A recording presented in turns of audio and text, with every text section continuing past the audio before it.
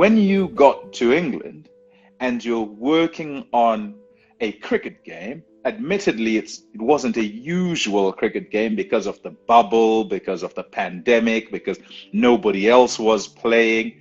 But then right in there with this is the whole Black Lives Matter issue, and it's front and center and actually being addressed in a medium where many would say it would be pushed to the side. Some would say concentrate on cricket, we're here to do cricket, that's it, not interested. But it seems Sky, who you're working for, is saying we're addressing it, we're going head on, and we're going to tell stories, we're going to support the cause, equality, equality, equality. How did that feel for you? Taking that stance in a country where you have a predominance of the population are Caucasian. So it was brave of them to be able to take that stance for equality. And that's what the stance is about, lest people change the narrative. And people have been doing that, unfortunately. And so I was able to sit and watch the first 2 or 3 days while I was in isolation. And what made it easier, again, your good friend and colleague Michael Holding gave an impassioned plea.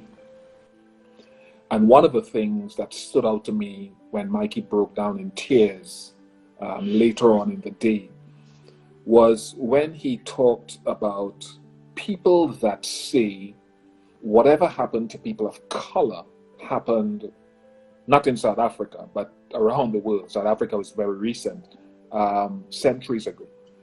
And Mikey said, no, well, you can't look at it that way, because the oppression that was happening then and that happened for decades still resonate with a certain group of people. When he referred to the woman in Central Park who called the police on the gentleman because she knew that once she, as a Caucasian woman, was able to make that phone call, that it was likely that the cops would believe her without any sort of proof. So there is a stigma that has been prevailing still. And I don't expect, Pommie, people that don't look like us, not everyone to understand. Not everyone agrees with the Black Lives Matter organization.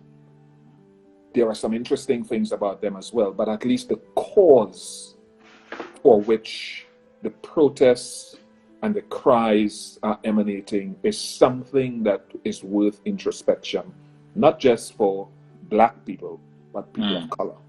Yeah.